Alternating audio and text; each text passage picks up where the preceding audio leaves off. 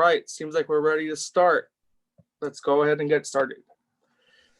All right, everyone. So welcome to Evolution of Leadership's first ever Lead Series event.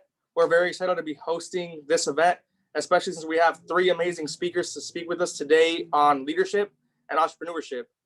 Each of them have different backgrounds, doing different things about business and leadership, and we're very, very excited to have you all here.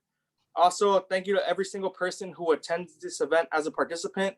Very, very excited to have you on board as well, and very humbled to be here, to serve you.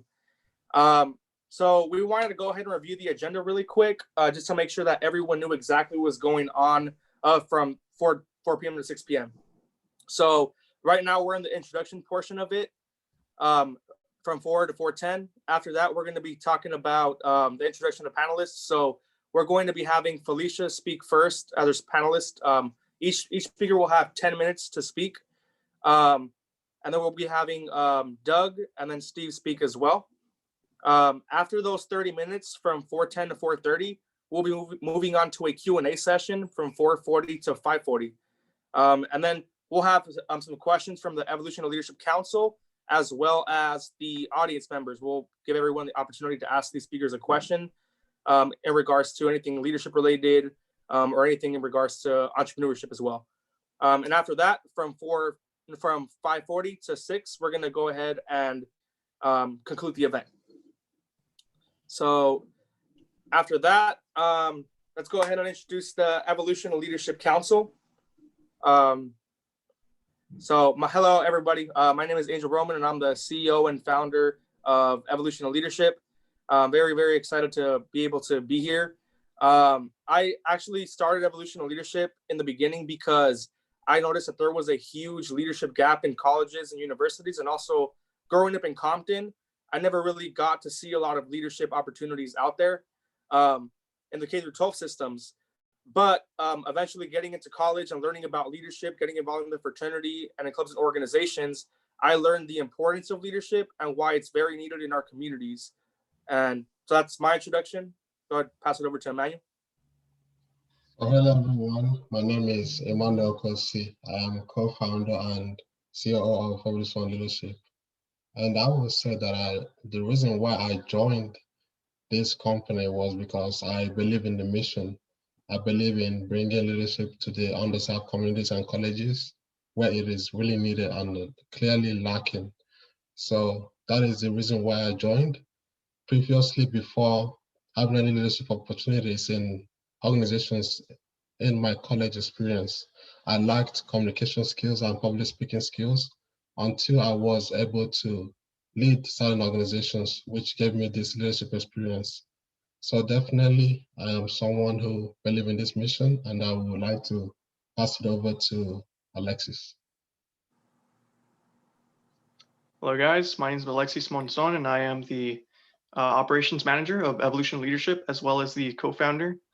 And the reason why I went into Evolution Leadership was pretty much the same across the board when it comes down to bettering the environment. I also grew up in Compton. And, I just think that leadership is very needed, especially with very real issues like broken homes, like the unreliable leaders in the environment and in the system. So, just getting to the heart of building our people. That's the core reason why I'm in here. And I'll pass it on to Richard. Hi, how are you, everyone? My name is Richard O'Valley, and I'm a co-founder and speaker of Evolution of Leadership. My main goal in here is because I see a separation in our communities and also our diversities. So I would like to create an impact on everyone to remind how powerful we are individually. So now I would love to join all our communities into one, so we can create a real amazing, message to everyone as a community. Awesome. And then Richard will go ahead and talk about our event guidelines, just so that everyone's aware in regards to what is expected out of this event. Sure. So our event guidelines, remember, guys, to leave your mics off instead of the, the speakers. And feel free to introduce yourself and share your personal business info in the chat. Mute your mics until the QA sessions begins, and please have your cameras on as possible out of respect of the speakers.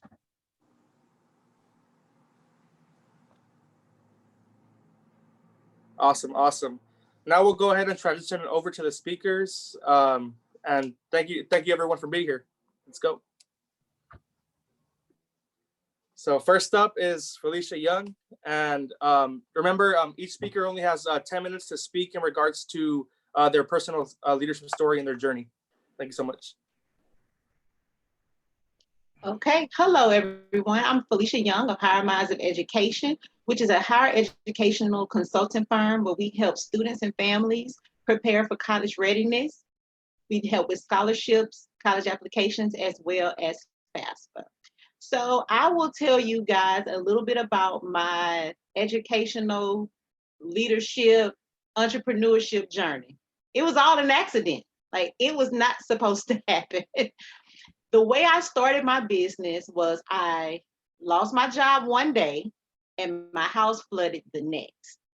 So because I like lights and food and want to survive, I started a business. So I started the business doing what I've always done, and that's help students with their college access. So I started working with a few families, and they just started telling other people about me, telling their friends, how I work with their students. And so the business blossomed from there. So now I go out and do different presentations and just an array of different things. I speak at chambers of commerce, just inspiring people to discuss education with their students. But I will tell you that the journey seems very easy when you look backwards, but moving through it, it was definitely something. Because I had a small child at the time. He was about 4 years old. We had just moved into the house a year before the flood. So to face unemployment, a flooded house with a small child was frightening. And I've always been a person who has been able to, just kind of tough through the hard times. But that was something unimaginable, because when it's just you, you can make it through, but having someone else depend on you is kind of scary. And I'm an only child, so I don't have any siblings to call on. So I just had to just push my way through. So I want to tell everyone that I really worked really hard. The lights were turned off sometimes.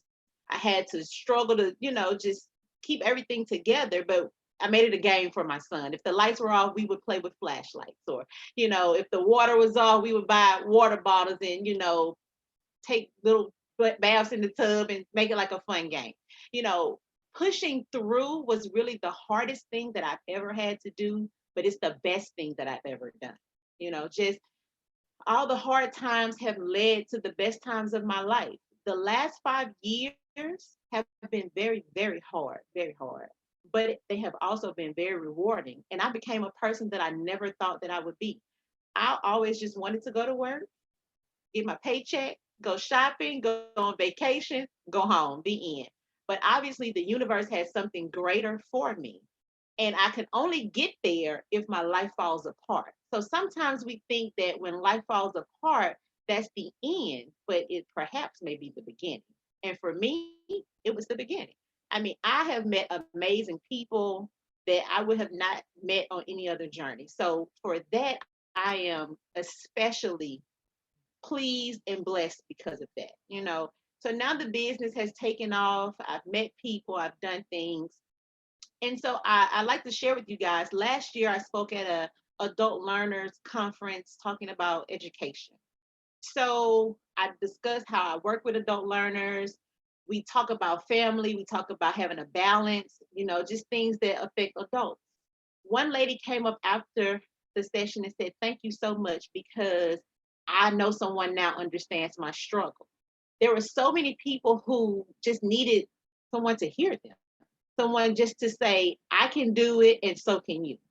So that's why I try to encourage everyone to do. Other business owners, I let everyone know everything that I've been through, all the struggles, because the struggles are the blessings. So I let everyone know what I'm going through. At each of one of my talks, we have one-on-one talks just to make sure everyone knows that this isn't the end. Because, being a leader is also about being a good follower. So I surrounded myself by people that I thought were great, people who were successful, people who were doing things I wanted to do. So when I didn't have any money and I needed to eat lunch, they embraced me and they bought me food, but I also learned a lot from just watching them work the room and network. And, you have to put yourself in position to be great. I've always heard a saying, don't wait to get ready, always be ready. So when your time comes, you can strike. So that's what I was doing. I was preparing myself. I worked for everybody for free.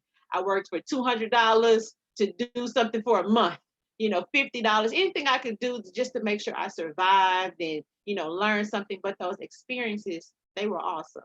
So I encourage anyone, if you're going through anything, your skills will come out during the hard times, not the easy.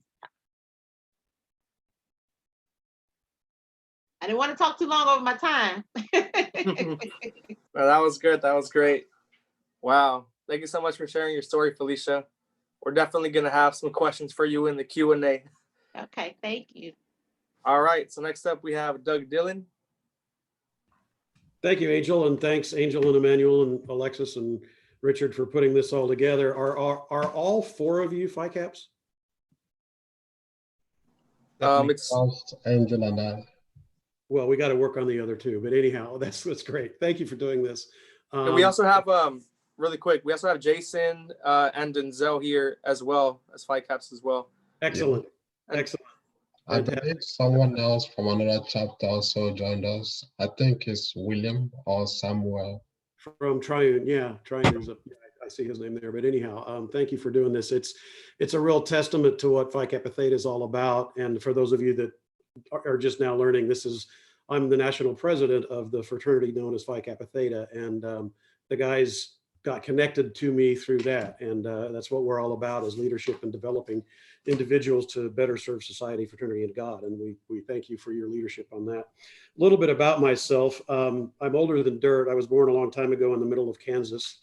And as I tailor this toward the conversation about leadership, I'm going to tell you some things that I think are relevant to my personal journey with leadership. But I think the first thing I can remember is being in the Boy Scouts and being a patrol leader and going up through that.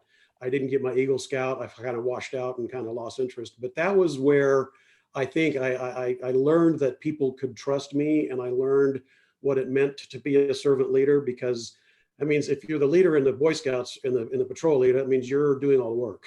You're preparing the meals, you're getting the campsites ready, you're doing all of that stuff. So that was in my formative years. Then not much until I get to my college years, where a lot of you are at right now, when I was a sophomore at Kansas State University and joined Phi Cap at that time.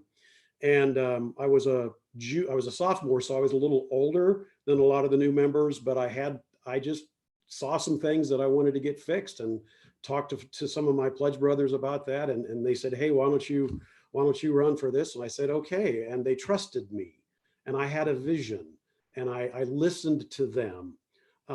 And Felicia, I think you're absolutely right. It's a happy accident. A lot of what leadership is the wisdom you accumulate through the happy accidents that you have. And some of them aren't so happy, as you also said. Some of them are really challenging. There's been times when I've had a lot of problems with starting my business and getting it up and running, and you really look at yourself and wonder, and you have a lot of self-doubt and a lot of self-criticism, and you just have to overcome that. And by keep going, you do. But anyhow, through my collegiate experience in the fraternity, I was introduced to the national fraternity because I was a delegate to the national convention in 1983, before most of you were born. But that's where I was introduced to the breadth of the national organization, and understood a little bit more about what it was about. And I ran for and was elected to then one of 3 undergraduate seats on the National Board of Directors.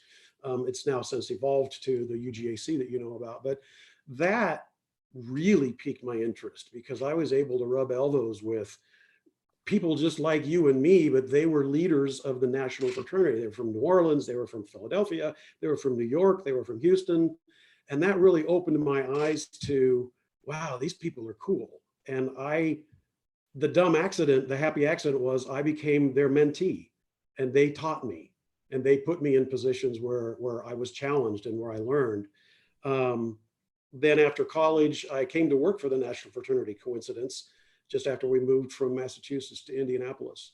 And I came to work as a traveling leadership consultant, but about the first year, the new executive director resigned with 3 days notice. And all of a sudden there was like me and the secretary. So another happy accident, right?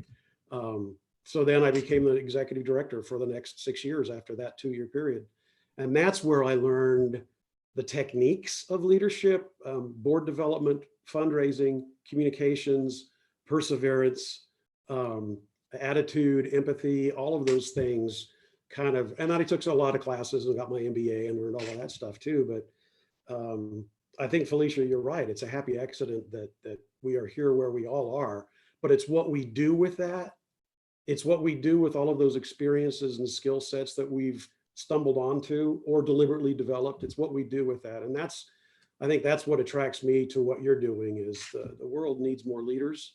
We're in bad shape, and we need people who have ethics, who have a vision that encompasses their fellow human being and everybody. And so congratulations to you guys for getting this started, and I'm thrilled to be a part of it. Wonderful, wonderful. Thank you Wow. so much, Doug. Thank you so much, Doug. Yeah. Next up, we have our next speaker is Steve Hopkins. All right. Yeah, well, good evening, good afternoon for some of you, but good evening. It's fantastic. What better way to spend a happy hour Friday night, right? I have a house full of people up above that have a different idea. I said, no way, man, I'm going to be here doing this, and super excited to share some time with all of you. Yeah, my name's Steve Hopkins. I'm connected with you right now from Ann Arbor, Michigan. So I'm up in the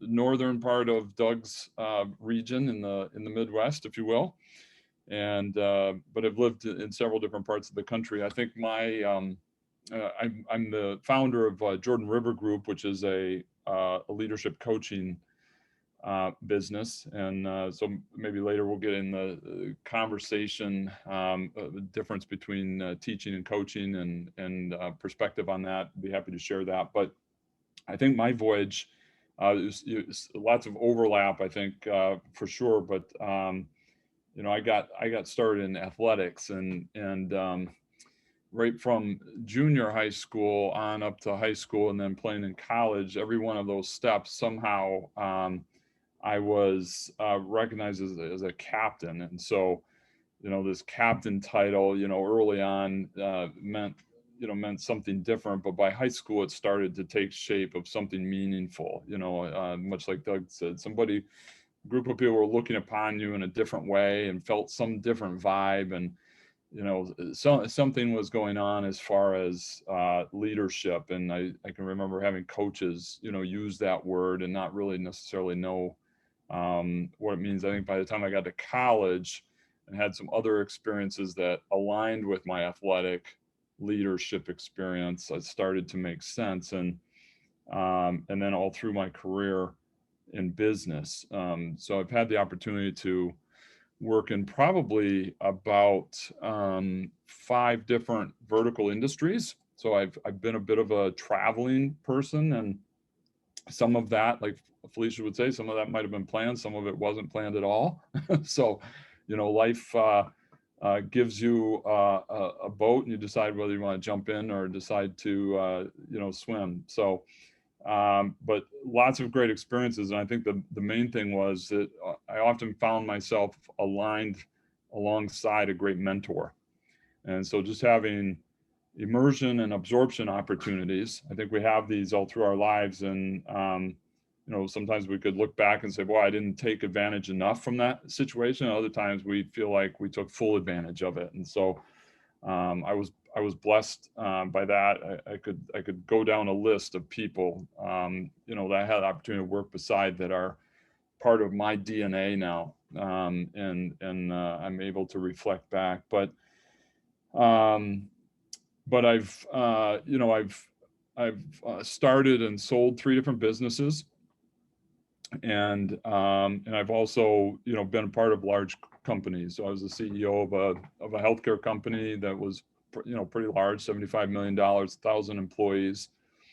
And then all the way down to a 2-person startup. So vastly different experiences in leadership. And I think when the dust settles, my thoughts on leadership really evolve to this capability to influence, the idea of influencing people. I think I think about the responsibility I have now, and it's coaching others now, and really just being a practitioner of how to grow and get better at that. Certainly there's some very good influencers that have a different intent. And so kind of to what Doug was talking about, I think the need is well-intentioned influencers, which we might call good leaders, right? But there's a lot of people that know the skills of influence and use them for poor intention. And then there's those of us that are learning and wanting to do good things with them. And so there's not a lot of difference in that line except for intention, right? And so that's, I think that's important as well. But yeah, so my business now, I have the opportunity to help companies grow leaders, especially, so we do individual work and we do team work. So lots of companies are stuck having difficulties. And so we have the opportunity to go in there and work and help people grow and fulfill their desires and opportunities to be leaders and impact their own lives and those of the places that they're called to serve. So yeah, very exciting work and never ending voyage. I had a call with my mentor earlier today. So I'm running a leadership coaching business, being coached at the same time. And so I would hope to pass that message on to all of you as well. It's great to be here, and I look forward to having some great dialogue with questions. All right. Awesome. We definitely ended just a bit early, but that's okay because that just means there's way more time for questions. And, well, of course, first thank all 3 of you for speaking on leadership and on your personal journey. I think that each of you has a unique experience. And from that, we can even see how a lot of you speak about the same things in regards to leadership. But it's so interesting how, even though coming from different perspectives, there's a lot of leadership techniques and strengths that just remain the same across the board. So I'm definitely excited for that. So with that being said, let's go ahead and move it over to Q&A. First, I'll ask the audience, does the audience have any questions for our speakers here? And please do not all come at once. Let's see here. Well, I do have a question Right. of my own, actually. So anyone who wants to answer this question can go ahead, but I would like to ask all 3 of you, what is it that you do when you find a lack of motivation? What do you do to get you through that, to get the motivation to get through your day or through your week or whatever?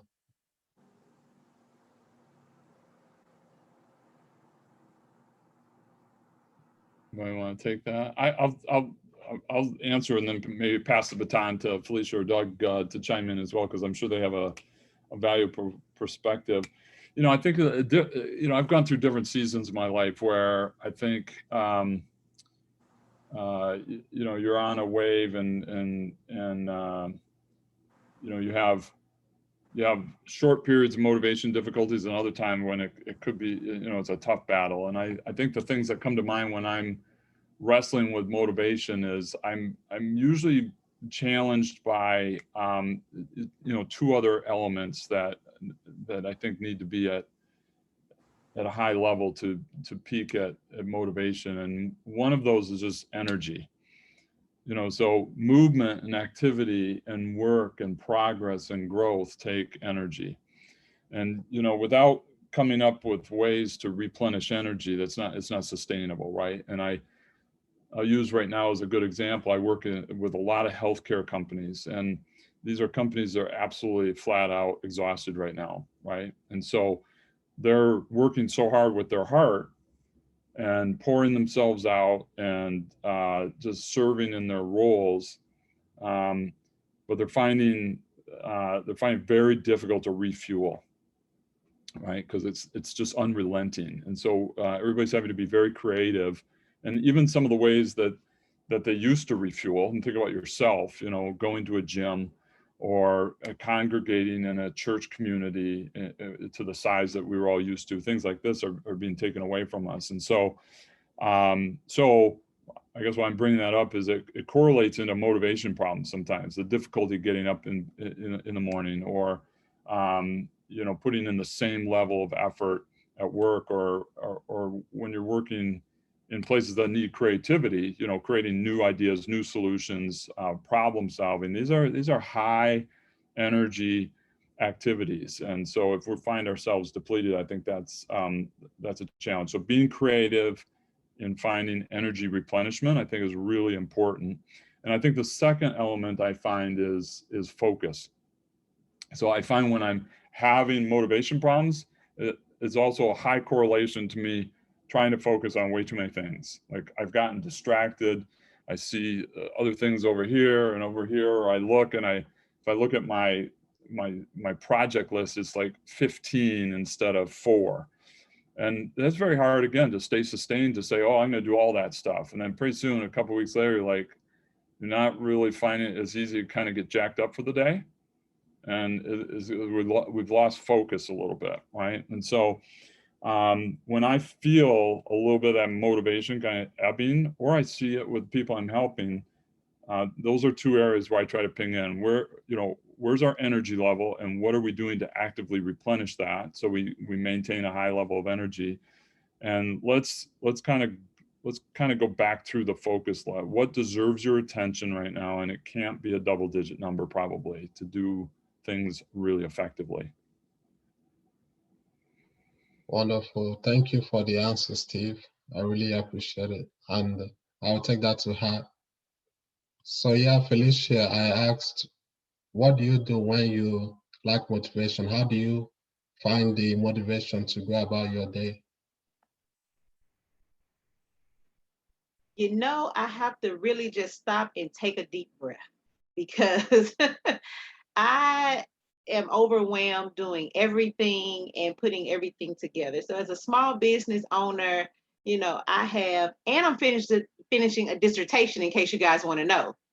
Anybody wants to help me? But I am busy. So I stop, I breathe, and I write a to-do list. Because if I can work my list and do things that I love, I put the things that I love first. So I'll give you an example. A few weeks back, I don't know, I was just not in a good mood. Work was stressing me out. It's just a lot going on. So I was feeling kind of down in the dumps. And so I decided to do a video on my Facebook page. So I always have fun doing the videos. I went live and I talked about Financial Aid Friday. So once I talked about Financial Aid Friday, answered questions, interacted with students and parents, I felt much better. So my advice is to just stop, take a moment, do something that you really love, and then get back to the business. But I live by a to-do list. Like, I pen, paper, to-do list. Not my phone. I need to be able to scratch it out. To-do list. But that helps me keep focused, and doing the things that I love keep me motivated. Because if I lose track of the students, then there's no purpose in me doing any of this, because that's why I started. That's my motivation, is the student. I love it. I agree 100%. And sometimes we do need to step back a bit and have some time to ourselves, because just going in all the time can really burn us out. So I definitely agree with that. So Doug, do you have any thoughts on that? Yeah, it's my comments are very similar to Felicia's, but it's self-care. Anxiety, and Coach Hopkins, you're probably talking a lot about anxiety these days with your personal coaching people. It's a tough thing to deal with, and I'm just turning 60, and I'm dealing with anxiety that I've had probably since I was a child, and that was a motivator for me. So I don't want to say that anxiety is necessarily bad, but at some point you have to self-care. You have to say, I've done it. I need some time to myself, and allow yourself to go through that downtime. Doesn't mean you sit in bed and get depressed and all of that, but it means you recognize, first of all, that you're lacking motivation, and you say, it's okay. I'm going to, as you said, Felicia, breathe. I'm just going to kind of live in it. And a good leader, if you have the vision and you have a goal in mind that you're leading people to, you will motivate yourself by realigning yourself with that vision and with that mission. I also think friends and mentors and mentees are very helpful to kind of inspire you. A life coach is a great thing to have. But I think what I would say, and I heard both Steve and Felicia say this, is just self-care. Love yourself and say, it's okay. I'm only human. I can only do so much. I'm going to take the weekend off. I'm not going to work 8 hours a day for the next 12 days. I'm going to take a couple of days off and go for a hike, or just do something to decompress. And then you'll pick it back up. Or here's the other thought. I think if you're really not motivated, maybe you're questioning, is what I'm doing really worth it? And maybe it's time to let go of that and move on to something else. Those are some, as a 23-year-old, it's probably tougher to answer that question than a 60-year-old, but that's I would ask you all to give yourself that permission. Thank you for the thoughts, Doug. Yeah, I agree too on that too, because if you don't have passion for something, you're definitely gonna get depressed. And I posted in my story earlier today on Instagram, right, actually, because if you don't have passion for something, you just don't have the feel for it. You're just gonna do it for a very short amount of time.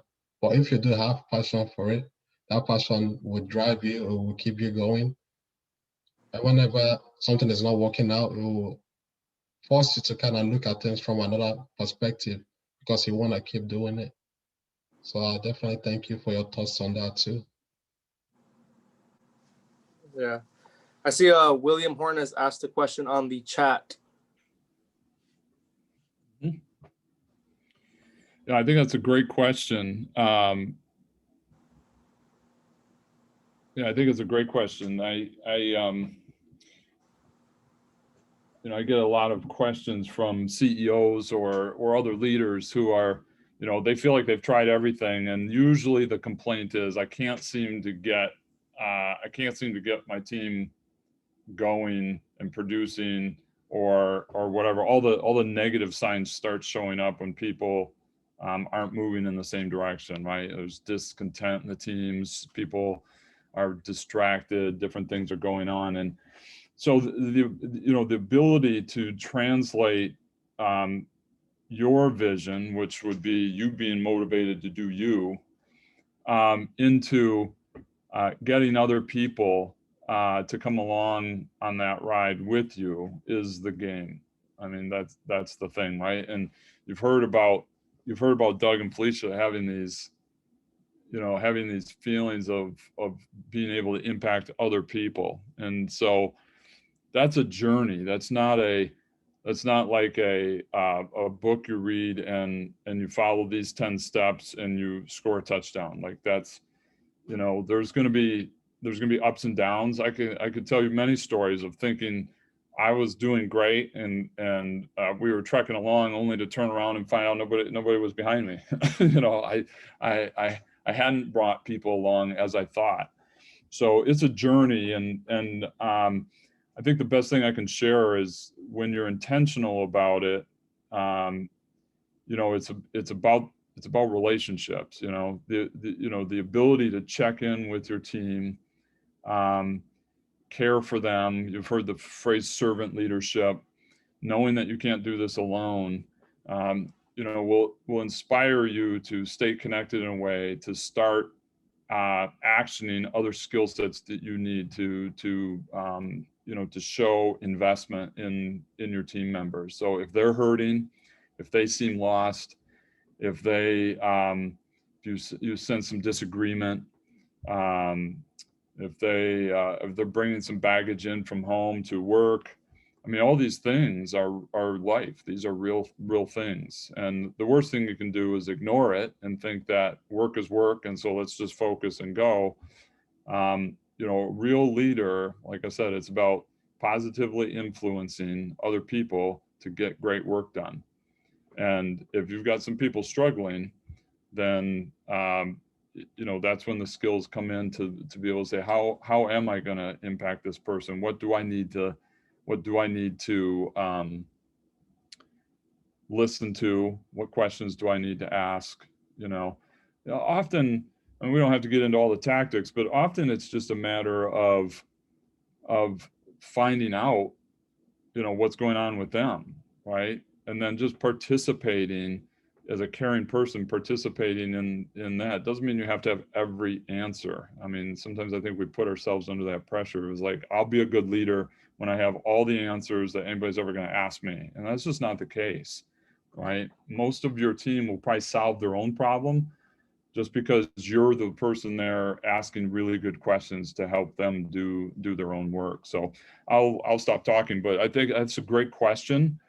And that's the burden. That's the burden of leadership, right? I coach leaders all the time. I say, if it was all easy, everybody'd be doing it, and it's not. There's tough times, and you feel the full weight.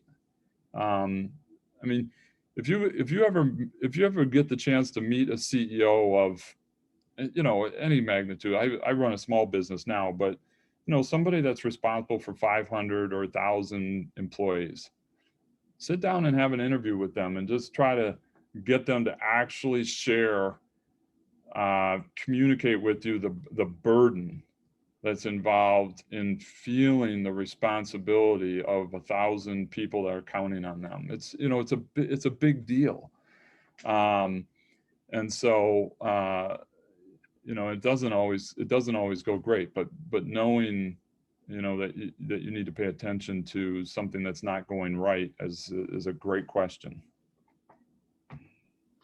Those are wise words, Steve, and I agree. It's very important to check in with the team, because something that is affecting people in their personal life, whether good or bad, will definitely reflect in the business. And it's important we check every once in a while to make sure everyone is good, so that they can perform the best that they can in the business, so that they can bring out the best in themselves, in their personal life, which will reflect onto the business. Because someone who's happy, that will definitely reflect onto the business. If they are sad, it will reflect in their work output.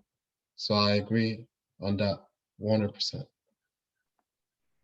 I would like to focus on a few things that Steve said that I was like nodding my head, yes, yes, yes. I think that as a leader, we sometimes suffer with a level of perfectionism, trying to be perfect. Like we want to help everybody, we want to be everything for everyone. However, you can't do that, and the pressure. And now I don't have 1,000 people working for me, but I have a few. And I have, friends who come to me to ask me for advice because I have survived so many crazy situations. So I think being authentic to your journey is something that helps other people. Being transparent, of course, you don't have to tell every deep, dark secret that you have, but having some level of authenticity really helps. That what brings people to you, and energy, like who you are as a person, your spirit. People will know I'm able to communicate with this person. I'm able to talk to them about certain things that I want to discuss. As Steve said, most people can figure out their own problems on their own. They just really want you to listen. A lot of times people talk to you and you don't listen. We listen to respond, not to actually hear. So as a leader, you have to make sure that you're not so caught up in everything that you have going on that if someone comes to talk to you, one of you know, they need advice, that you're there to actually hear them, because that's what people really want. You really want to be heard.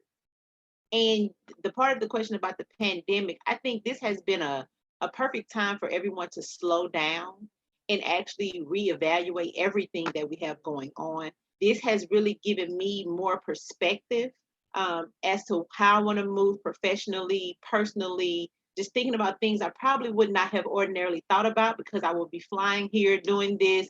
You know, we're doing most things over Zoom, as we are.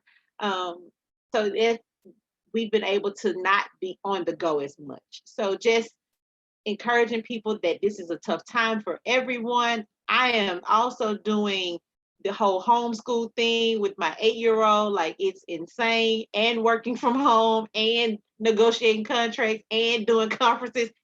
It's insane. However, everyone is feeling a level of stress. So if we say to someone else, yes, you are stressed and so am I, and we can make it through, because this is just a time in life. People will have times, there will be more things that happen, but tough people make it through. Totally agree with that, Felicia. I think there are several thoughts going through my mind. Can I share my screen real quick? Do I have the capability to do that? No, never Yes, mind. I will. Don't worry about it. Don't worry about it. Let's give it to you. Yeah, let's make you co-host real quick. While you're doing that, William, I think, specifically to, I think I'm uniquely qualified to talk to you about the fraternity experiences, but it's along what Felicia was saying is, this is unusual time. This is really difficult for a lot of people, for businesses, for mothers teaching their 8-year-olds, and for fraternity chapter presidents. One of the things that our national board finally realized as we were trying to, push the staff to get things done and move on, is that one of our board members who works in higher education in Tennessee said, Doug, fraternity is not the most important thing on a collegiate member's mind right now. It was back in the middle of August when you start and you go to class, and then 2 weeks later you don't go to class and you're home, and then you go back to class and nobody knows what to do. And so I think it does become a little bit chaotic. And planning, you mentioned planning. How do you motivate others and do plans in the time of COVID? I think what we have to all realize is that plans have to be adaptive right now. You have to be flexible. That's where a good leader comes in. And a good leader will say, all of the plans that we made last March, yeah, that's not going to work. Even our financial plan has to be figured out every quarter instead of every year. But I think if you stay true to the vision, what is the purpose? What is the mission? And then you employ your adaptive leadership skills, I think you're going to make it through it okay. It's part sales, it's part listening, it's part empathetic, and it's also just saying, hey, this is a tough time. Let me see if I can do this. Sorry to, and you'll probably see more of the screen than you need to.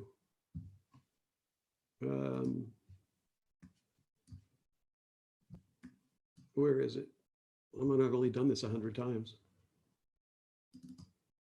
There we go. Can you all see that now? Yep. Yeah. So leadership is not telling people what to do, right? And it's very complex. It's extremely complex. Use of influence. Steve, you talked about that. Praising your team, self-awareness, we've talked about that. Listen and empathize with your members and try to figure out what their needs are, and then adjust the plans accordingly. And recognize that, it's a different world right now. Stay true to the vision and cast that vision. Test the vision with your members. Ask them what it is that's important to them. And then incorporate that and inculcate that into your plans and your vision. But don't expect miracles right now in the era of COVID. I think we just have to learn to get along. And in fact, now more than ever, maybe we need our brothers just to listen. We just need people just to say, hey, I'm doing okay. How are you doing? And the other word I really liked, Felicia, was authenticity. You just have to be authentic, and you have to be real with the people that you're leading, because they'll smell it if they're not, and then you'll lose your effectiveness as a leader.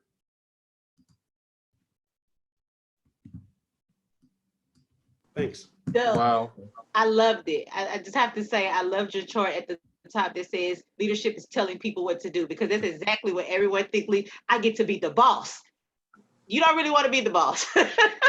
The boss comes with a lot of things, not just telling people what to do.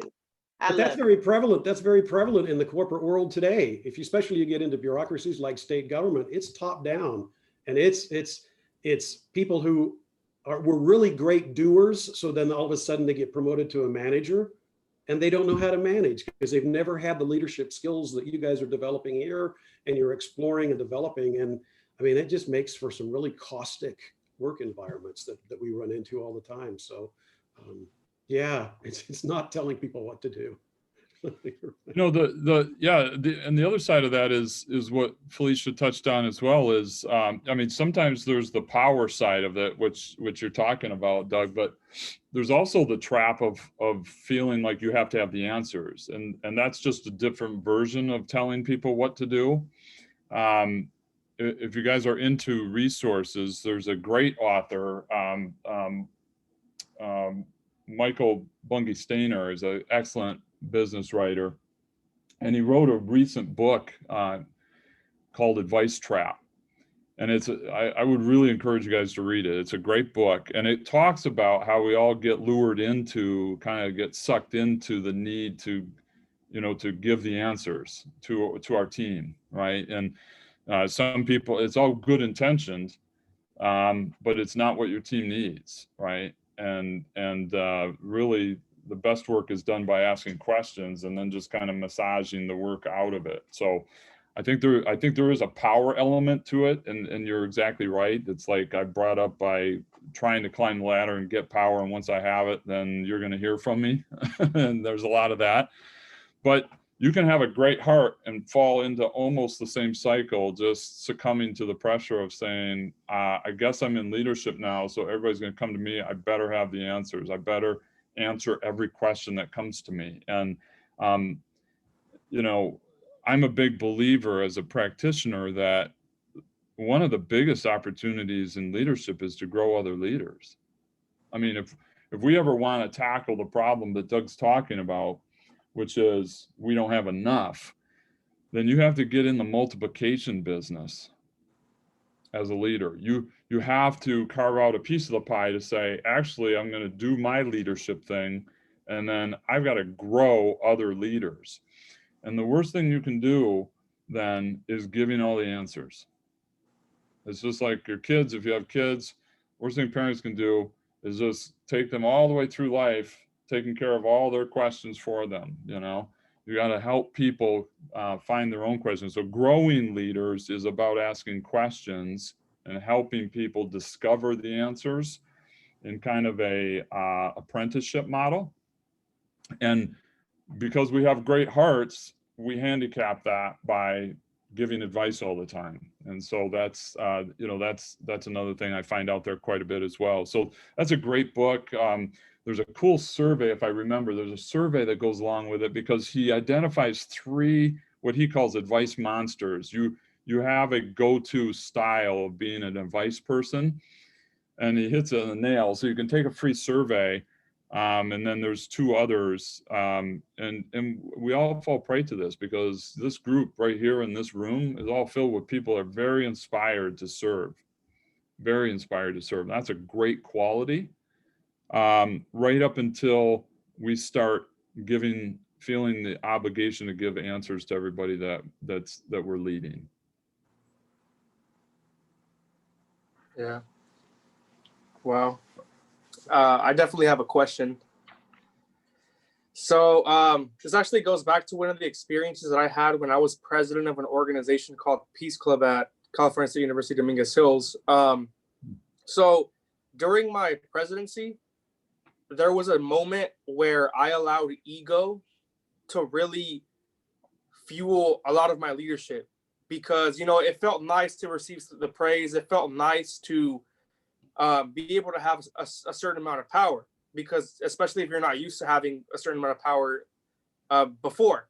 So my question with that is, has any of you ever experienced, this kind of ego inflation throughout your leadership journey, and how did you break out of that? Not me, never. Wow. Absolutely. Absolutely. I think that's part of it. And the thing that you have to realize, Felicia, you mentioned this earlier about looking back, hindsight's 2020, but the organization that you were a president of, your fraternity experience, anything that you do at this age is getting you experience. And wisdom is either painful or expensive, and it's usually both. So the only way you can acquire it is by, you're wiser now having done that. Thank God you had the opportunity to be in that position to realize that, because that's going to make you a more effective leader, because you've now understood what the mistake was. And that's great. That's fantastic. So that's, I think another component of leadership is just getting the experiences while you're young, putting yourself out there, learning, thinking about it, and you get better every time you do it in a different role. So, there's no magic bullet that's going to teach you can't take a pill. There are courses on leadership, but wisdom doesn't come from college. Mm-hmm. Angel, I would just add a couple of, we can go as deep as you want with this. I mean, ego management, ego is a good quality to have, as a leader. You look at a lot of great leaders and you probably can pulse a level of ego. It's just when it gets over indexed, right? And it becomes a liability. And so ego management is a very solid, skill to stay focused on. To a level, it's great. And then, and it can create positive business impact, positive team impact. It's just when it gets over indexed, right? And we're not able to really measure it. There's lots of cool things you can do, as far as being on the lookout for it kind of tipping over and how to mitigate against that. Something as simple as, focusing on being aware when you blame other people for things, for instance, right? That's a common default of people that are kind of tipped over on the ego side. Something bad happens and it's like, we're kind of deflecting right away, and so, what's the countermeasure to that? Force yourself to take ownership, more often. And it just helps kind of start to massage that out and balance that out and remind yourself, hey, leadership, there's a part of this that, I have to own. There's a modeling component. So there's all kinds of cool things that you can do to kind of countermeasure that. I always like it when somebody's so self-aware that they can say what you said. You score high marks on that straight away, to be honest with you. And you never want to attack a liability so much that you think you need to make it go away, right? Because liabilities don't stand on their own. They're typically just over-indexed strengths. And so it's about balancing, not working so hard to say, I want to put my ego in a closet. That won't serve you well in business either. So it's about getting comfortable, just understanding it's something that's just being overused at a time.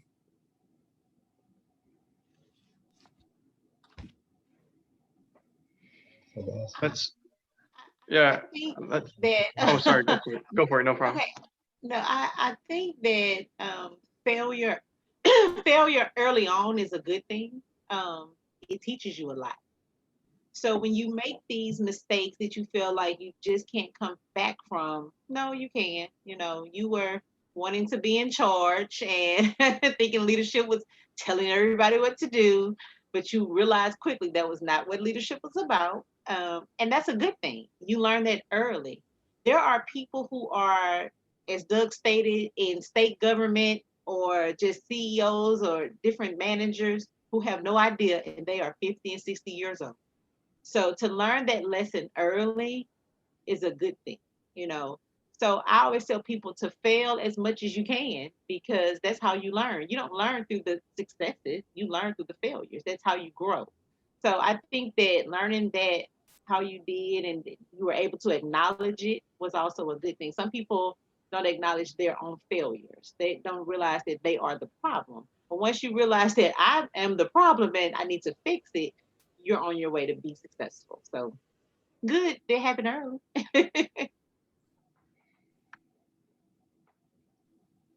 Wow, thank you all so much for those answers. Definitely got a lot of insight. Let's see here. Anyone else have a question? Yeah, I do. So for example, taking the topic of this our CEO Roman, that about the ego. So for example, something that I said about my experiences, because I have some experiences as well. Something I said is that if you don't cheer up yourself, you know, in life, nobody else will do it for you. But it is a point into the, you know, your confidence level is like too high, that unfortunately that becomes into an ego, a negative ego. So at the moment that you feel, you know, too much confidence to yourself, and you put in the mirror like, you can do this, you're capable to do this, but it is some point that in which, I mean, I'm not saying that people is not capable of things, but it is a point that you don't have the knowledge about something, so you need to realize that I mean, it is some steps, you know, to accomplish some stuff. But as your confidence level is too high, you put in yourself, I'll go for it, I'll go for it. But it is not the time, you know? So how can you, like, you know, put that barrier into confidence and into ego to avoid any conflict in yourself? Mm-hmm. You know what I mean? I sure do. No, that's a great question. Yeah, so think of it this way. Think of ego that's kind of gone awry as being, you know, tipping over to where you think, you know, you think you're more self-important, you know, than is reality. All right. And it becomes very difficult to, when you're in that space, it becomes very difficult to self-discern that. All right. So that's a tricky part of some of this. I won't speak for both Doug and Felicia, but I bet I'll get a head nod on this. We're kind of creeping into the space where I think all of us unanimously say a really important thing to start as a practice now and carry it all the way through the rest of your life is to bring other people into your circle. All right. I like to use the philosophy of the circle. And I'm talking about mentors, I'm talking about accountability partners, I'm talking about people you trust, people you look up to, all right? And so let's just use this situation. If you have a mentor that was with you before your ego started getting inflated, right? And it started to tip over, you were getting confident, confidence was starting to kind of blur the lines into overconfidence. If you have somebody else there to, you know, to help discern a change going on and a danger level going on, that's a trusting person, that's exactly the time that they're invited to speak up, right? And say, you know, hey, Richard, I just wanted to point out a couple of things I'm kind of hearing that I haven't heard from you in a long time. And, you know, you want to have a chat about this or something like that. So people, you know, people like that, and in different stages of your career, you know, you can swap those people out. Like, it doesn't mean you have to have a lifelong mentor, right? You could have people come in and out. But when we get in trouble, we become less able to get ourselves out of trouble. All right, because, you know, when we're the most self-aware is when we're the most healthy. We really clearly see ourselves, so we're analyzing ourselves, we're kind of checking balances and everything. It's like, oh, okay, pay attention. So when we're not self-aware and we start over-indexing on liability skills, we probably won't see it, right? And so that's when somebody else around you becomes so valuable. We talk about career interveners in our world, because if it goes unchecked, I mean, people have left, you know, they've gotten fired from jobs because something just kept going, and all of a sudden it was like, you know what, you're screwing up too much and we can't have you around anymore. And it's like, whoa, what happened? Right? So I mean, it can keep going. I mean, it could be a career, it happens in our personal lives too, right? So people, accountability partners, mentors, coaches, any of those things are great to have around. And sometimes that's uncomfortable, but that's an exact tool that would serve you well in a moment like that. Yeah. That makes sense? Yeah, somehow. But for example, fortunately for me, I have a really great team and reliable team right here. but it is some aspects in which, you know, it is going to be sometimes in life that you're going to be by yourself. So my question was about like how to see that aspect in which, you know, your confidence level is giving you like into an ego in which is giving you issues, because it is sometimes that require, you know, some kind of knowledge or some kind of time, but your confidence tells you go for it, and it's going to make you a failure. And how can you see that, you know? Yeah. Well, like I said, so it's really difficult to see ourselves out of trouble when we're in trouble. All right. So before that, there's things that you can look, you know, you can kind of keep questioning yourself, like, is it getting worse? You know, we throw out words like vanity, deceit, you know, too prideful about your accomplishments. You know, some of these are good qualities at lower levels, but we could all tell a story with, you know, 3x it, and now you're in trouble, right? Not ever asking for help from other people, right? Why? Because I got this. You know, I got this. I know what I'm doing. I'm expert at this. I've done this, you know, 15 times. I got that. I'm not gonna ask for any help. I'm only gonna do things I know I can be right at. Right. That's when our ego is just kind of tripping us out. When we start doing those sort of things. The problem is, you know, you go 1 step, 2 step, 3 step. Pretty soon you get to 2 or 3 steps, and you're not seeing the clear you anymore. We have a distorted vision. Right, that's why we get in this trouble. We keep going. Why? Because I'm on a power trip. This is working well for me, and we can't see the distorted side of ourselves. That ego now is gone from being motivated and goal driven. Those are good qualities we're here to egotistical and not seeing reality. We've gone too far. We can't see that. How do we, most all of us, finally see it? How do most of us finally come to terms that we've had that happen? A painful event. Somehow something in the world smacks us across the face and says, what the heck, why do you think you can run the world? Right? I'm being kind of cynical to make a point here, but that's how most of us, if we never have a coach intervene, the world will intervene in that and kick you right in the butt and teach you a lesson to say, you don't know what you thought you knew.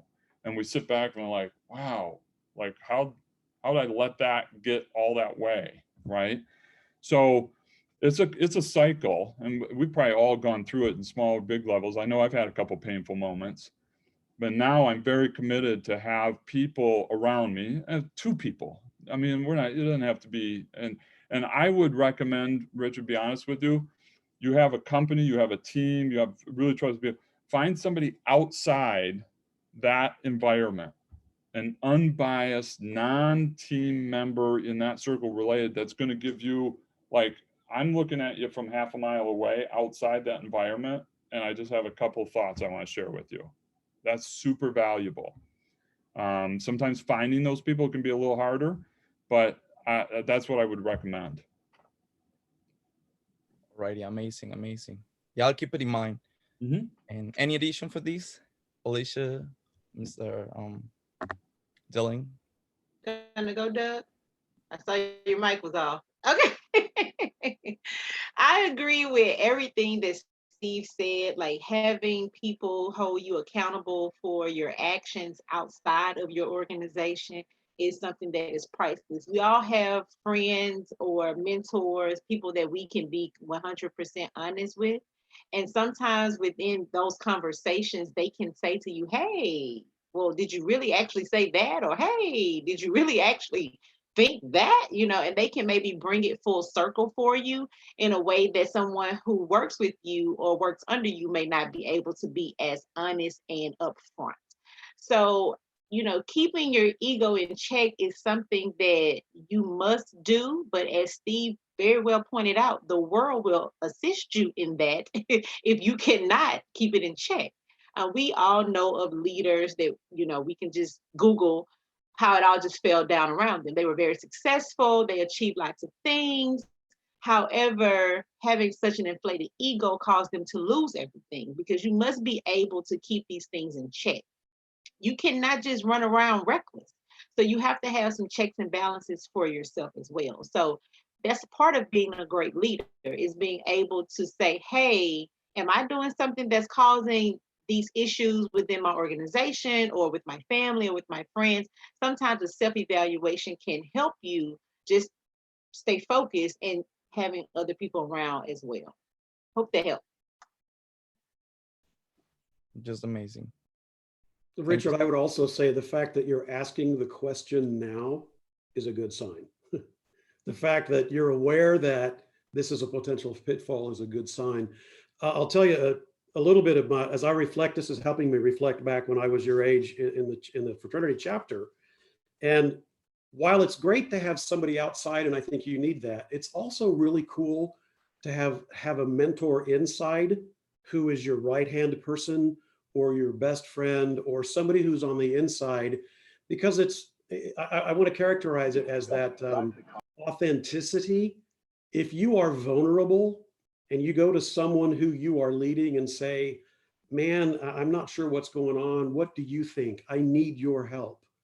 Then all of a sudden you're being authentic and you're being real, and people love to be needed, and they love to know that a leader looks to them for their wisdom and their guidance. So don't be stingy with that. I mean, be judicious about it, but man, that can be great. I remember when I was a fraternity chapter president, I had a couple vice presidents that we were like in lockstep. And if I was getting too egotistical, they'd tell me, right? So I think to make that more universal outside of the fraternity experience, look for someone within your own organization that you can be authentic with, you can be vulnerable with, and you can ask for their help, because that's servant leadership as well, saying, what are your thoughts on this? I'm really struggling. You're a smart person. Let me know what you think. That'll score you so many points and you'll probably get the right answer. Yeah, that's a really important key. Yeah, always be aware of, your confidence as well. Righty. Thank you so much. I really appreciate it. Wonderful, wonderful. Any other questions? Call out some names, help them out. I was about to go. Sure. Go ahead. Yeah, sure. Go ahead, Viri. Okay, so I don't know who to start off. Oh my gosh, I got so many questions. All right, I'll start with Felicia. All right, so, oh my gosh, where do I start? So what can you suggest to someone who is willing to go against the odds, but is struggling to be consistent with being the person we dream to be?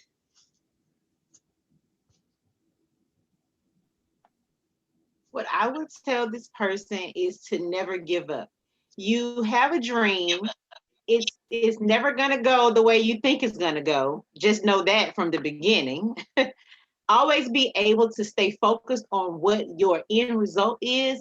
Be able to be flexible and open to different opportunities, which will still lead you there, but it just may be different than how you thought it would go.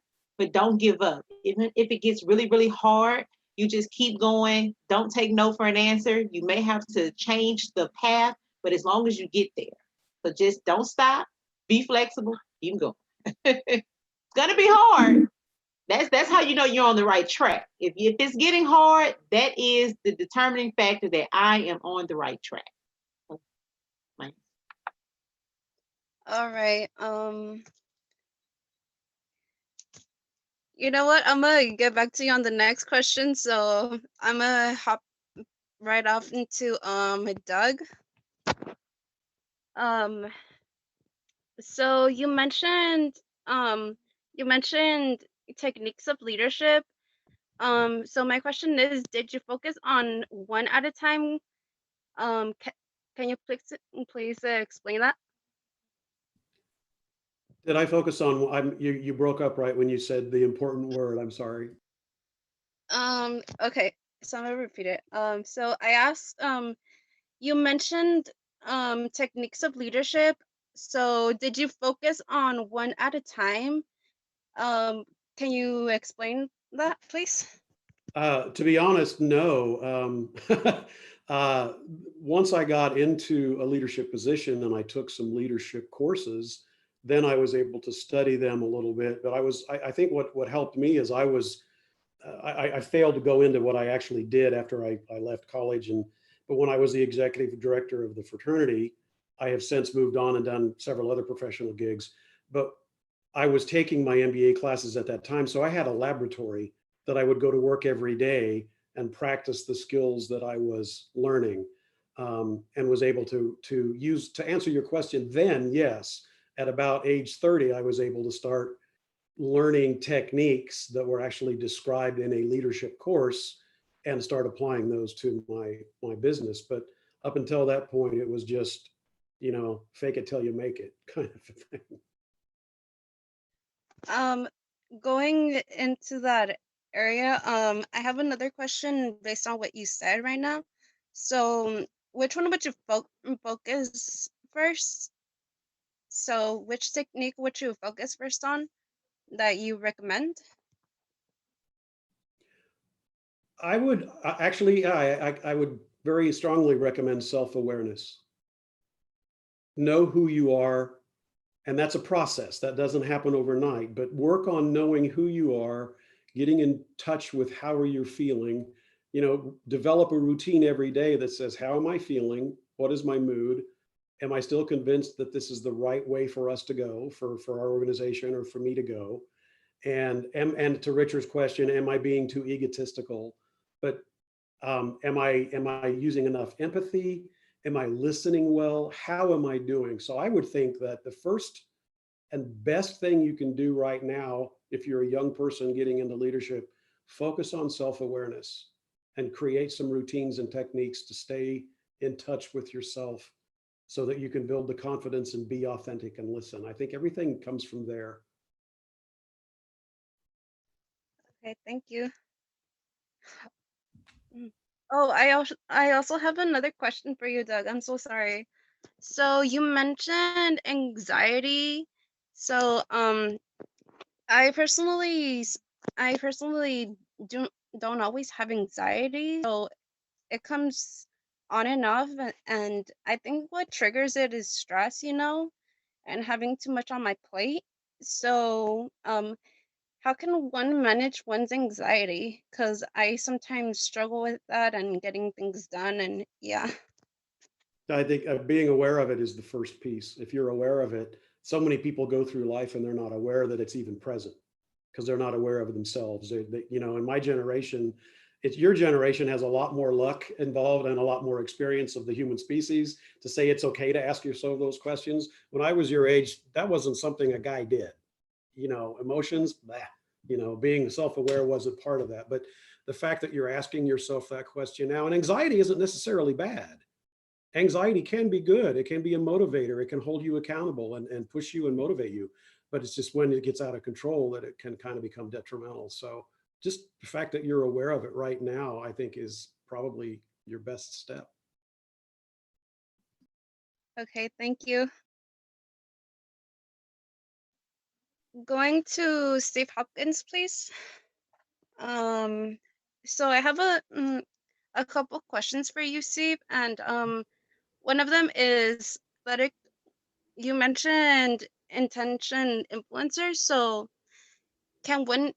is it basically the same thing to being a leader, or how does that go?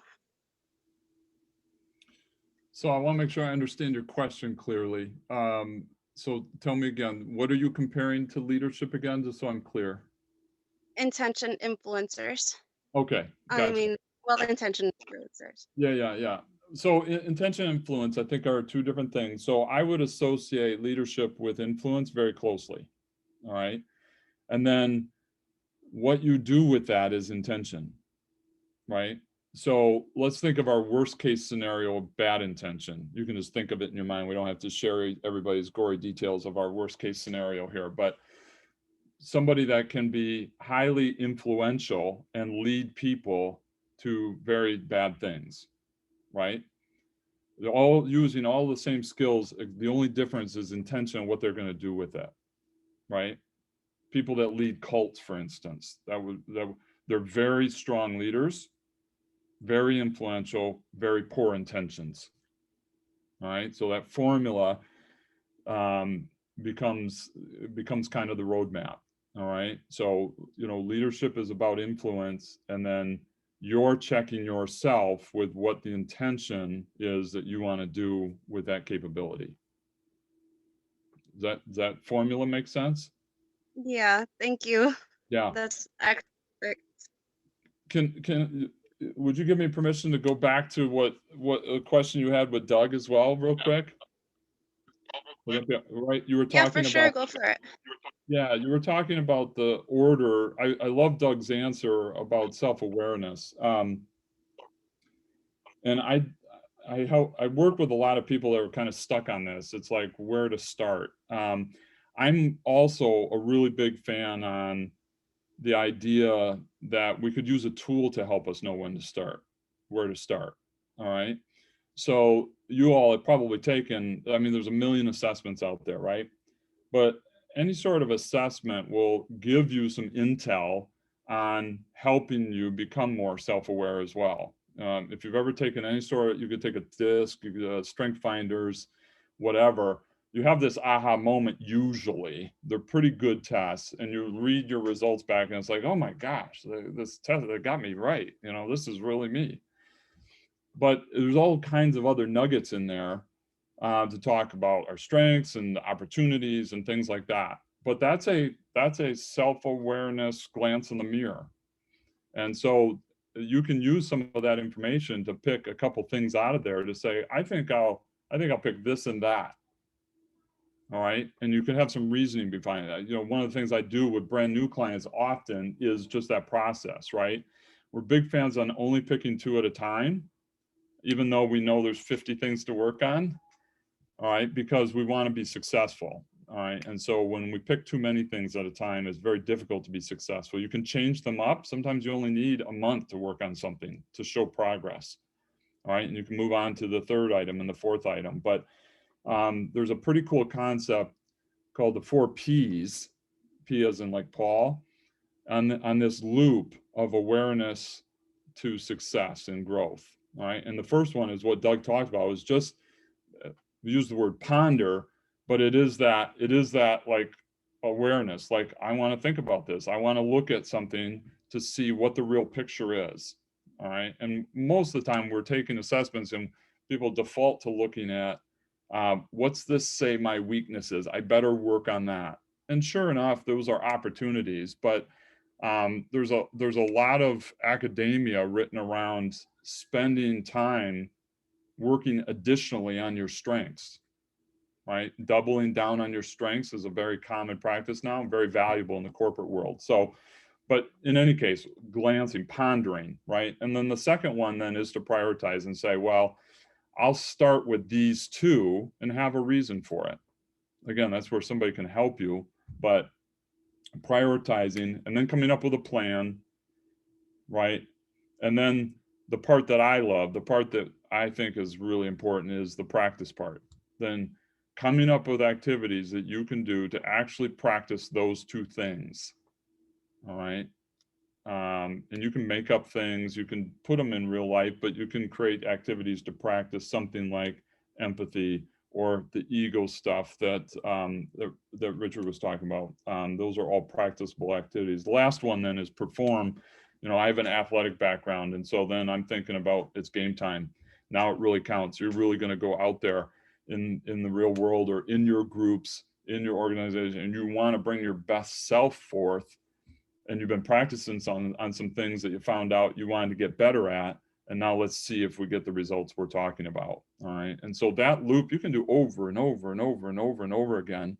But sometimes an assessment is a great way to speed up the self-awareness process. You can just catch a glance very easily. One thing I had mentioned to Emmanuel, I mean, there's plenty of free ones. I'm happy at the end of this to forward all of you a free link to do a self-assessment, and be happy to spend 20 minutes on the phone orientating you to the results. It's free, totally free. There's no strings attached, but getting used to using tools like that can be great ways to speed that process up as well. Yeah, I totally agree with you, and I would honestly that would actually like help in my situation, since yeah, I've been sort of struggling of what it is that I need to work on. I just don't know how, you know? Yep. Like what are the things that I have to do in order to get there, you know? Yep. And we all go through it. And to be honest with you, it'll be a different list in 3 years, right? So this is called, you are a group of a highly specialized group of very self-aware people that at your early age care about this stuff. For most of the world, if they get to it, they might bump into it at about 40. So you have a massive leap on everybody. And so I would just encourage you, I feel your frustration, but you're doing the right things. You're thinking about it right now, and you're pinging out to a great peer group that has resources, and practicing that whole loop, by the way, pondering, prioritizing, practicing. The more you do it, the better you get at it. Sometimes the faster it goes. Okay. And then you get to be one of those rare people that work all the way down to like the 4th and 5th level, when some people never get done with the first level. So just catch your breath, be encouraged. You're in a good spot. Honestly, like I wasn't always interested in this. If anything, I wasn't a clueless girl. But honestly, it's many things that leaded me to this, and the fact that I have the realization to be able to notice of what it is that I am and what I can do with it, is just something that gets me so excited that many times, like, even to the things that might have hurt you, might have been just like the one thing you needed in order to get here. Well, I can tell you this, and this is absolutely coming from my heart. I'm 53. I couldn't be more excited tonight to be having this conversation with somebody your age. Okay. I mean that. I'm sure Doug and Felicia, that will resonate, because that gives us inspiration that there's hope, to be honest with you. Okay. But I mean that in the truest sense. And the other thing in my 53 years, I've learned through all kinds of trials, tribulations, successes, and failures, is that there is only one of you. All right.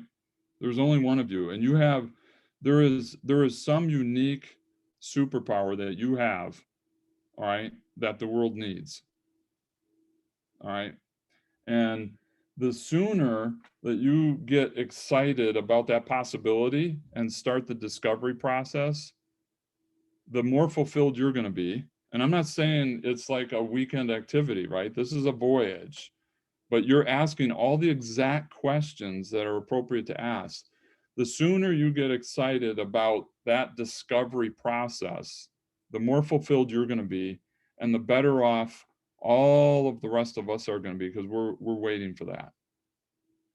You're waiting for that, because Felicia's not going to give that to me, and Doug's not going to give that to me. You're the only person that's going to give us that. Thank you. Thank you. I would say mic drop. So Definitely a mic drop. You're smiling. You're smiling.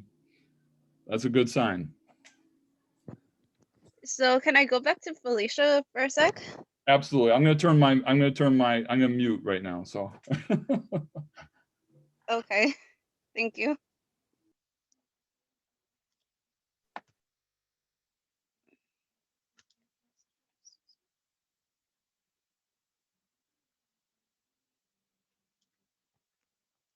So Felicia, oh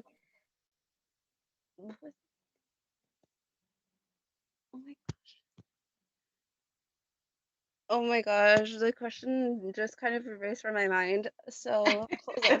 Okay. I guess this is a general question for everyone, or I forgot who mentioned when what do you know when you're the one who's when you're the one who's the problem, in the sense that I can say. I'm sorry, what was the question? So when do you know you're the that you're the person who is like who's basically the problem, in a sense? It's not anyone around you, it's you. Okay, I think either Steve or Doug focused on this, and one of the things they said earlier, sometimes you don't really know.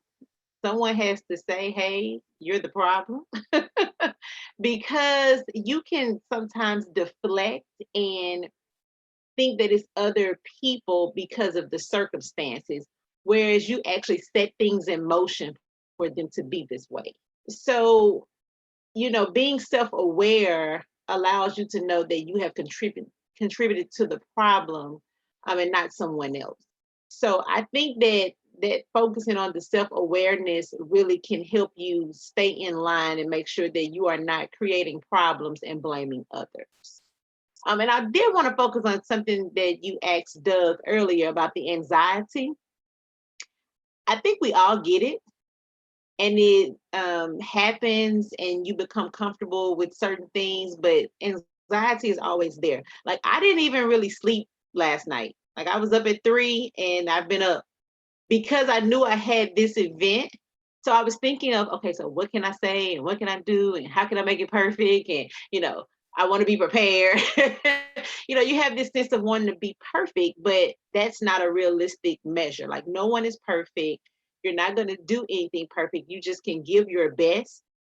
And the anxiety kind of helps you perform well, because you need that. If you become so comfortable, you may not do as well as you want to, but the anxiety kind of helps, but you push past that if you've prepared, and you go forward and you're successful.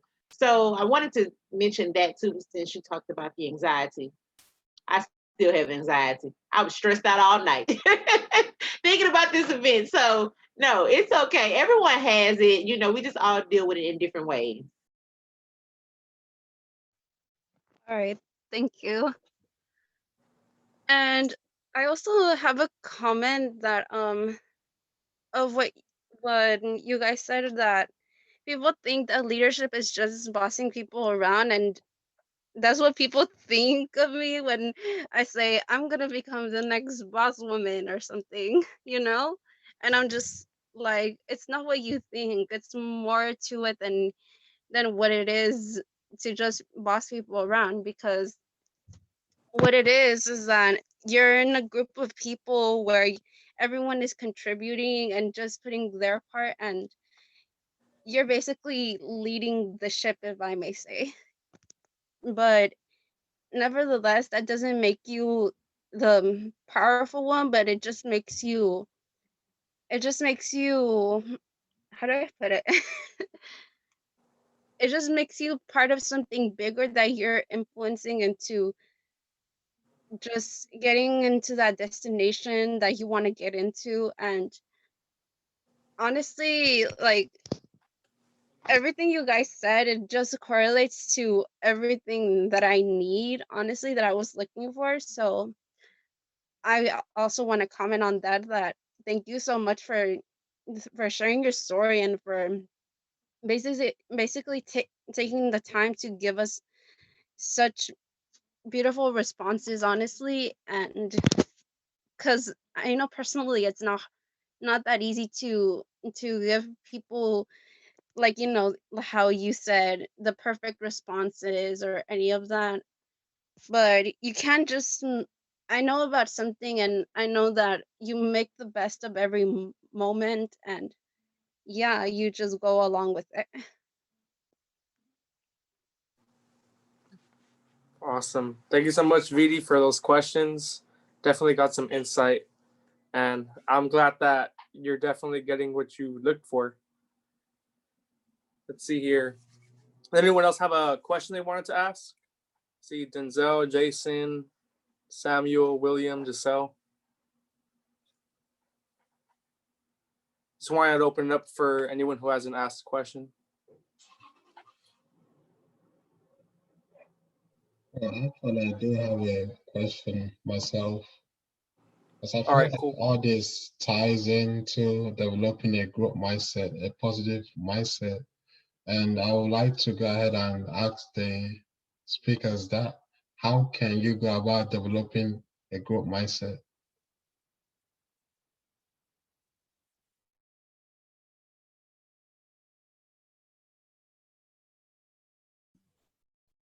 I'll bite. I think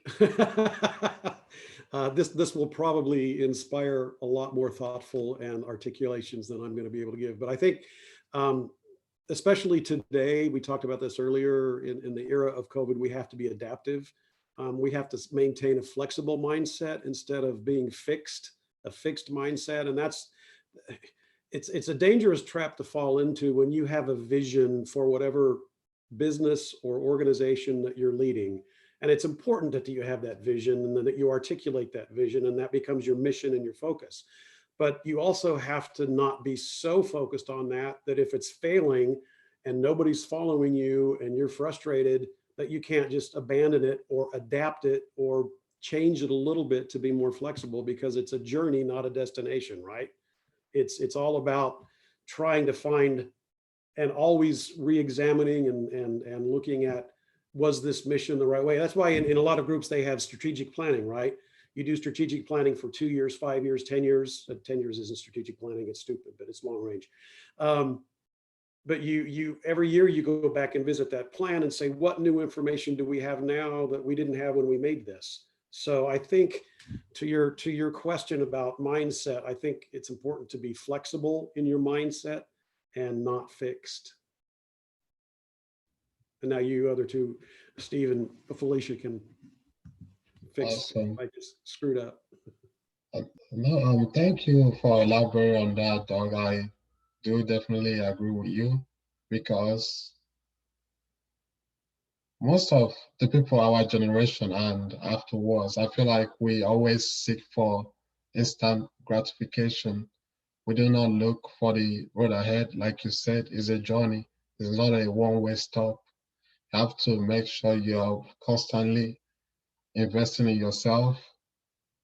I saw this video some time ago. It says, don't call it a sacrifice, call it an investment in yourself. You're pouring back into yourself to improve yourself. So definitely, thank you for sharing, Doug. I do think that this generation, you guys' generation, I'm a little older than you guys. I won't tell how old I am. Everybody else told how old they were. But I do think that you guys have more pressure to perform and not make any mistakes, because you have social media, because there's so much access to you from other people and people that you may not know. But realizing that life is one very difficult for all of us, just because we will have ups and downs, but you can make it through. Also understanding there is no journey that's wrong. Everything you go through gets you to the next step. So if there is something that's going on at this particular moment that you feel like you don't like, you have the ability to change. We are not sitting in the passenger seat of our lives. We are in the driver's seat. So you do have the ability to be flexible and change that circumstance to push yourself towards your destiny. But I think there's so much pressure to get to some place. I don't know what the place is because it is definitely a journey. Life is just a journey. So you have this pressure, social media gives you all this pressure of you need to be rich and you need to be beautiful and you need to be, Insta famous. And there are all these pressures that you guys are experiencing that are not real. They only exist on the internet. So once you live in your real life and realize that everyone has flaws, everyone is beautiful, everybody's story is unique and special, you do yourself a justice then, because you realize that you are special. and everyone else is special, but they're not more special than you. Your story is just as important as someone else. So just, trying to have a positive mindset and remembering life is a journey, as Doug said, not a destination, is very beneficial for you. Thank you so much, Felicia. I do agree with you. Yeah, definitely. I feel like our generation were definitely pressured in that sense, in terms of the some of the other generation that do feel like we have things a little more easy because of the age we're in. Well, thank you for reminding us that it's a long journey. We should definitely look forward to the road ahead. And yeah, in the chat, Steve shared his info. So definitely check him out, guys, for free assessment. Send your email over to him, or you can email him. His email is in the chat. And do you have any thoughts in regards to growth mindset, Steve? Yeah, what would I say about growth mindset? I would say, well, kind of what, we touched on a little bit when we were talking with Verindiana. I think if you get your mind wrapped around this concept of I'm going to be in the business of giving instead of taking, that's a first step that kind of helps us get on track, because a lot of our external noise that's coming at us is about stories of people getting, right? And just like Felicia said, probably half of that is a bunch of BS anyway. So it's just noise out there. And it doesn't mean we shouldn't strive to be happy and fulfilled and all that, but that takes one major step forward in mindset, right? As far as like, okay, that gets me out of the batter's box and at least going in the right direction, that I'm going to be pursuing things that match up with my gifts and abilities and passions in a way to give and serve, right? And once we do that and we start down that path, then I feel like fundamentally we have to know it's a voyage, because if it wasn't, we would already be doing all of that. We would have no discovery we needed to do. We wouldn't have the questions that have been asked here, like how do I sort this out? So we know it's a voyage. And if we know it's a voyage, we have to have a growth mindset to continue to explore, right? Because the opposite of that is I know it all. I don't need to try anything else. I'm going to do only what's safe. I'm not going to stretch it all, right? That's the opposite. So if we know we're on a voyage, I have right on my computer, this is my mindset for this week. All right. I just write down sticky notes. I won't force you to read it. I'll read it. I see everybody leaning forward. What's that say? It says, if I believe I don't know everything. All right. So a mindset, just so you know, I'll finish this in a second. A mindset is a saying that gives your brain permission to contemplate something, right? And then you can go about the work of validating that, right? Like you could set a mindset and say, 1 + 1 could be 3. Now we would say 1 + 1 is 2. But you could have a mindset to say, I'm going to explore whether it's 2 or not. It might be 3. And then you do the work, right? So my mindset for this week is, if I believe I don't know everything, first of all, to challenge the ego part, which we already talked about, I could have a different fixed mindset. I know everything already. If I believe that, it's going to change everything I do this week. But I'm reminding myself, don't fall into that trap. If I believe I don't know everything, I will listen to learn. And we talked about listening a little bit tonight too. So this is just my mindset nudge. And I'm being transparent because I need help in this area. That's why it's in a sticky note. All right. But the first part is the mindset, giving my mind permission to contemplate something that I'm challenging myself with. If I believe I don't know everything, okay, then I'm going to listen to learn instead of listening to convince or listening to pitch or listening to, to influence. I'm going to listen to learn. Why? Because I don't think I know everything yet. And if I don't, then that's where it starts. So I think there's lots and lots and lots of examples of mindset and growth mindset, but it's all founded on this principle that we're moving forward and we're growing and we're exploring. And then every example that you come up with a growth mindset should parallel that truth, as opposed to the opposite, which is, I know everything, I'm not exploring, I'm not on a voyage, I'm playing it safe. Does that make sense? That definitely makes sense. Yeah. I feel that's an interesting way of looking at it. Thanks so much for sharing, Steve. I definitely appreciate it. Yeah. Yep. Any other questions? I have two things that I have in mind.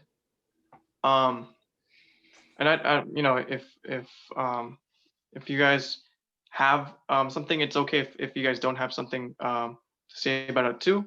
But the two things I kind of I'm kind of thinking about right now is, how do you make failure your friend? Because you know, I think it's difficult to like really accept like, oh, that's what we're looking for, like let's fail. And I think it's not, it should be normal, it should be, but it's I don't think it's quite normal. And also when either, you know, dealing with a team or a group or just, you know, your circle, when operating that way, how has your guys' experience been with you know, pretty much operating for the team, and then operating for the team outside of team hours, and how have you succeeded in doing so when it's not like meeting time, it's more of like, I'm at home and I have to get something done, but it's not in you know, it's not in the forefront of the mind always. I'm kind of interested in those two concepts.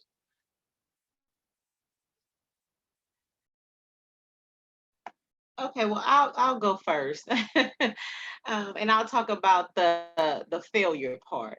Okay, let me just say that I am an only child, therefore I have a need to be perfect, right? Because I was the only child that they had to focus on. So perfection is my middle name, right? So to be a person who was successful as a child, like I made good grades, I graduated top 10%, went to college, did okay in college, um, and did the right things according to society that, you know, you should do. But then my life started to fall apart, right? So I do understand your question of how do you make failure be something that is a good thing. So I'll give you a little bit more of my story. Um, I was in a relationship, thought I was on my way to getting married. That didn't happen. It fell apart. I moved out. I was in the middle of a doctoral program, just started, small child, had to buy a new house. It flooded, lost my job. So as you can see, I had a lot of failure, like back to back. Like these things happen like within months of each other. Like a 24-month period, my perfect life that I planned. I mean, I had money, 401k, savings account. Imagine I don't have a job. I have a master's degree and I cannot find a job. I could not find a job at all. Either I was overqualified or I didn't have enough experience. Like nobody wanted to hire me. So therefore I had to end up hiring myself. But that caused me to do a lot of self-evaluation. Am I ready for this? What happens if I never find a job? How do I survive? You know, and so I started to take the things that were very hard for me and the things that were not working out as an opportunity to learn from them. So if something is not working out, it may be time to take a evaluation, do a checklist of things that how you can make this something positive. the relationship falling apart, the house flooding, the job loss, all led me to this very conversation. So if you know that every successful person that you know personally or that you see on TV and believe them to be successful have learned to deal with failure, then you are in good company. You know that you are on the right track. Like I said, when it's all falling apart, you are going to cry, you're going to be stressed, you're going to not know how this is all going to work out. Never give up the belief in yourself that you are stronger than your circumstance, because you can really actually make it through simply off the belief that you are going to succeed. The belief in yourself will actually be your motivation to do it and flip this entire craziness into something beautiful. I mean, failure, you'll hear people say corny things like, failure, it really helped me. But it really is true. Like, you don't think that when you're in the midst of it, looking back. Hindsight 2020, as someone said earlier, when you're looking back, you can see how all of the things lined up. So keep failing, keep succeeding, keep pushing, and they will all lead you to somewhere successful. I hope that answered it.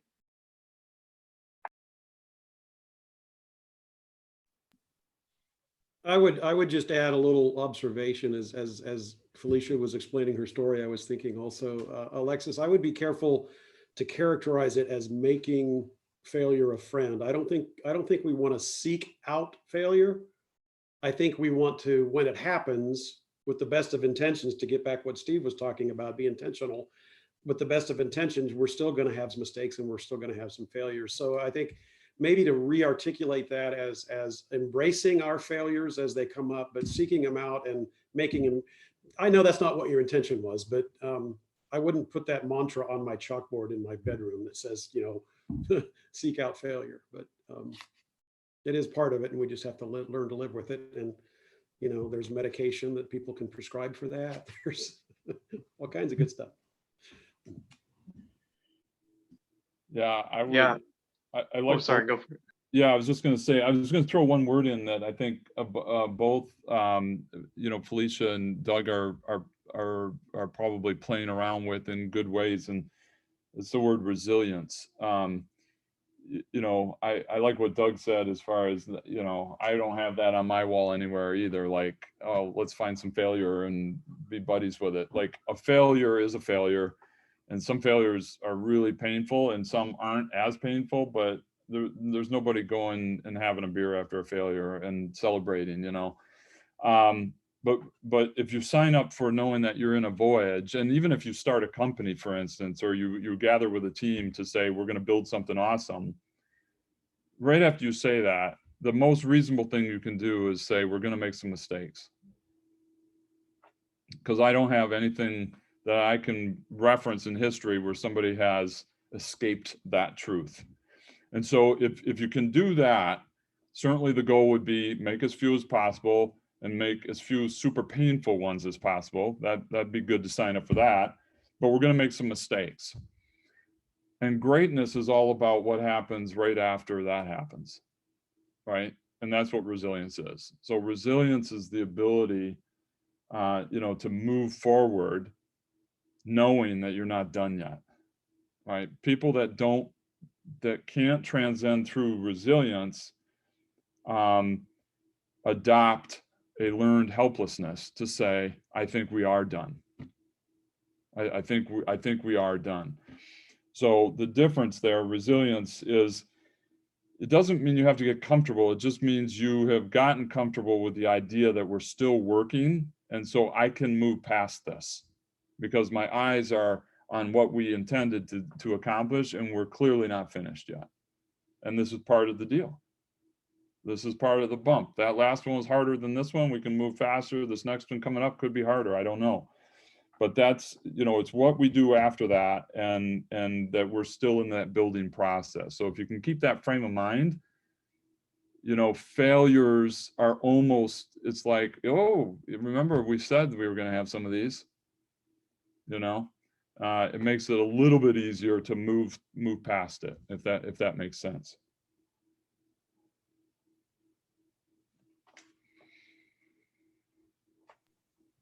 I think that the working outside, you know, the stretching part, I wrote down a couple words because I was trying, Alexis, to kind of get my head wrapped around for sure what you were talking about. You know, there's a lot of debate right now about work-life balance, especially now that, you know, there's nothing in balance really, right? And so everybody's stressed, and virtual workplaces, like, you know, when aren't you at work? Like, I'm at work right now, right? I think we're in kind of uncharted territory. But even before that, I launched a couple companies that I thought were pretty, you know, pretty culturally advanced. I was working with a lot of younger people. I started a company that was actually an Australian founded company, in the tech industry, and we had an office in Ann Arbor and an office in Melbourne, Australia. And I was the oldest person forever in our company. It was all young programmers, and so we had a lot of cultural conversations about how we wanted the company to be balanced. And I think that what we focused on was the work, you know, the definition of work, and then making sure we had people on the team that had common, you know, had common principles we did about the mission of the work, right? And I say that so that you're not picking people that are interested in only kind of working a little on that project because it doesn't mean as much as it does for you, and then other people that, you know, own the rights to it, and so they're going to work forever because it's all about money. Finding people that feel passionate the same way you do about the thing you're working on, and you can tell it's meaningful. And then we're just going to focus on the work, all right? And to do great work, by the way, we need respite. We need recovery. We need personal time. We need time with family. We need outside interest, right? And so you can reinforce you know, principles within a company or an organization that say, to do great work, for you to bring your very best version to the table, I need you to be rested. I need you to be refreshed. I need you to be energized. And if you're not, go do that. You know, go do that. We built a company up to 75 people, you know, unlimited vacation time. And the only rule was that whenever you came to work, it was like, you're all in, right? You did what you had to do outside of work, and it could be work hours, could be shifts, whatever. But when you came to work, you're taking care of your definition of balance. So when you're here, we're able to build what we got to build. And that's one example. A lot of people do it differently, but I think if you put that focus on it, it helps you be disciplined to the rules, to say, is a couple hours at night appropriate? It could be appropriate, you know, if it aligns with everything else, and it's not disrupting the long-term mission of getting good work done, and that in that case it'd be fine. And other people, it's like, wow, that's my 15th hour today. You know, we're starting to get off balance here. I don't know if that helped at all, Alexis. Hopefully I wasn't going down the inappropriate rabbit hole there. No, it definitely paints a picture for me to keep in mind. Yeah, because it does coincide with doing work when it's more of like I forget what it's called, but essentially it's by definition, this word is doing something when you don't feel like it, and that's the definition of it. I can't quite remember, but that's kind of like what I've kind of been more curious about, like if you know, like the times where you have, you know, leisure or focus. Mm-hmm. And I think sometimes like I personally you know, I've made the mistake of, well, you know, I think looking back at certain situations, like, all right, I could have chosen to focus in on it, but all at the same time, it's kind of interesting too when you have to be creative of it's like when it's a creative situation where it's like it's not really confined to I have to do this. It's like, okay, I have to figure it out. Like, well, how I don't even know how that's gonna look, you know. Yep. Yeah, creative work. I'm fascinated with the whole focus on creative work. That's typically very, very high energy work. And people that do creative work or have creativity part of their work kind of get berated a little bit for being unorganized and non-methodical as part of the process, right? So where does it start and stop? And when do you turn it off and turn it on? And what time of day is appropriate to do it and not do it? And so you kind of have to just kind of experiment with that a little bit and find out. So if you are a person that's really creative or has creative passions and abilities, and you start to learn how your flow works in that area, right? And it can be something all the way to computer programming. It can be creative as well. It doesn't mean we're only talking about artistic type things, but so writers, for instance, I mean, you talk to 15 writers, they will all tell you 15 different formulas for writing success for them. Time of day, length of time, meal schedules, time with kids, away from kids, whatever. So they've hacked that, right? Then it's about matching a lifestyle and then even an organization that aligns with that so that you can do that which you're great at in the best way.